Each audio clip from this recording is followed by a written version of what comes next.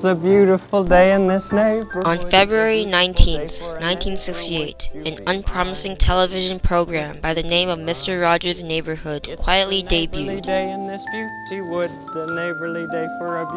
Although it may not seem like it, Fred Rogers' show broke from the norms of children's television at the time. At the time, our country was in the midst of the controversial Vietnam War. During the war, an episode aired where King Friday the 13th, a character in the show, fights against all the change that people are doing in the neighborhood.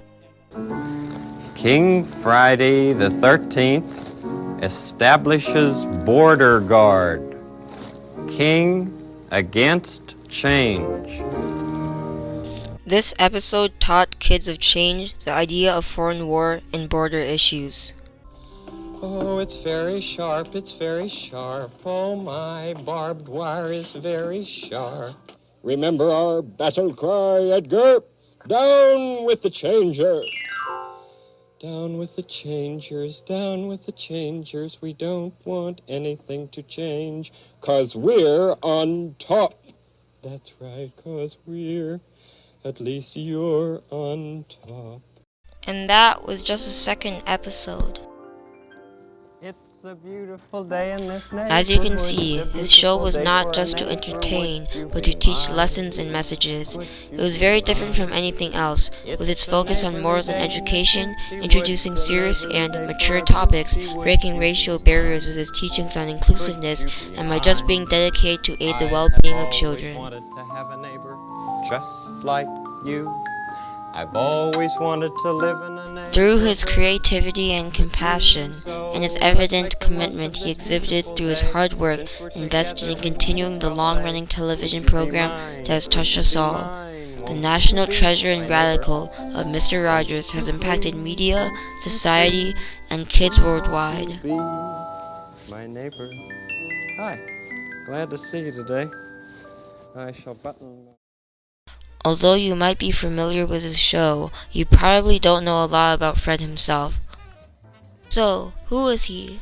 1928, Latrobe, Pennsylvania. Fred McFeely Rogers was born onto James and Nancy Rogers. In his early childhood, he was lonely and teased, but found refuge in music and puppets, which would become important parts of his later career. While he was getting his degree in musical composition at Rollins College, he was compelled by a new and exciting piece of technology his parents purchased, a television. Awed by this innovation of the future, he instantly wanted to be part of this exciting opportunity. In 1951, he worked in New York City for NBC. Then he worked at WQED at Pittsburgh, and in 1954, he started co-producing a new kids program, The Children's Corner. In 1962, he became a Presbyterian minister. During the ordinance, they asked him to continue his work on television to educate children. In 1963, he made his first debut on the screen on the CBC show Mr. Rogers. After moving back to Pittsburgh, the show became Mr. Rogers' Neighborhood on station WQED. Mr. Rogers' Neighborhood was a complete diversion away from a typical kids show. You would see the show staying with simple tech, low production values, even when the federal government was funding them. Its gentle style with honest sincerity was a total 180 away from the other more frantic and stimulating children programs. And the most outrageous of all, he explained topics ranging from how it's impossible to go down a bathtub drain. You can never go down, can never go down, can never go down the drain. To more uncomfortable, even taboo subjects of divorce and assassination. Did you ever know any grown-ups who got married and then later they got a divorce? Well, it is something that people can talk about, and it's something important. Yet, it worked. There are many ways to say I love you.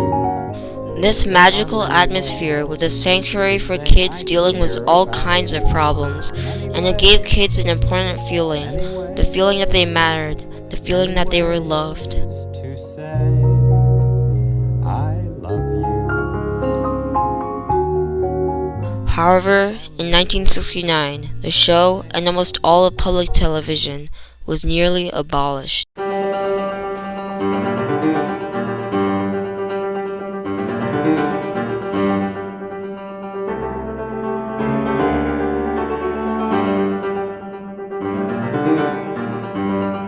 As the Vietnam War raged on, to pay for the war, Nixon proposed to cut the federal funding for public television in half.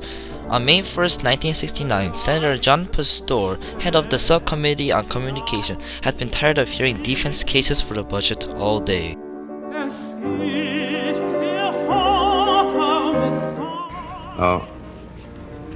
One of the first things that a child learns in a healthy family is trust. And I trust what you have said, that you will read this. Will it make you happy if you read it? I'd just like to talk about it, if it's all right. Sir. Over the course of his only 6-minute long testimony, Pastor's initial coldness turned into admiration. Constantly concerned about what our children are seeing. And for 15 years I have tried in this country and Canada to present what I feel is a meaningful expression of care. Do you narrate it? I'm the host. I think it's wonderful. I think it's wonderful. Looks like you just earned the $20 million.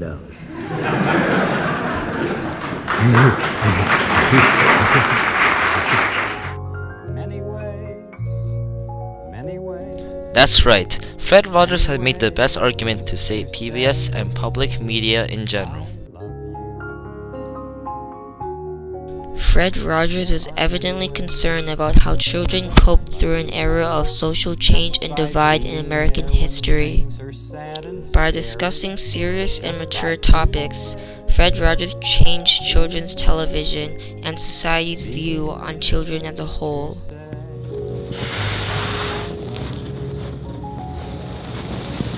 What does assassination mean? However, he never tiptoed around the major issues. Have you heard that word a lot today?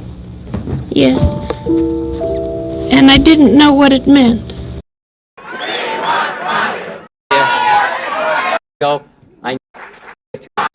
It is possible he has not only Senator Kennedy, oh my God. After the assassination of Robert F. Kennedy, Fred Rogers made a special to address the tragedy. And possibly shot in the head. I've been, very frankly, quite concerned about it. And that's one of the reasons that I wanted to talk with you today. The best thing in the world is for your children to be included in your family ways of coping with the problems that present themselves anytime, but particularly now.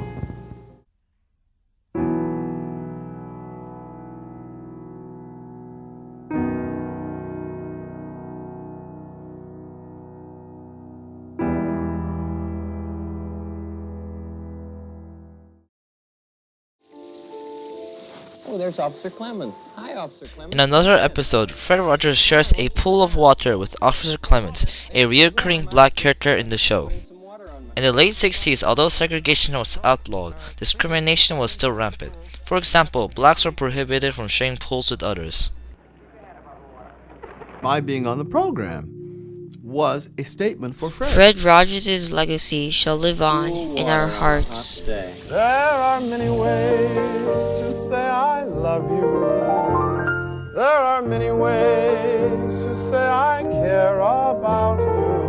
Many ways, many ways to say I love you.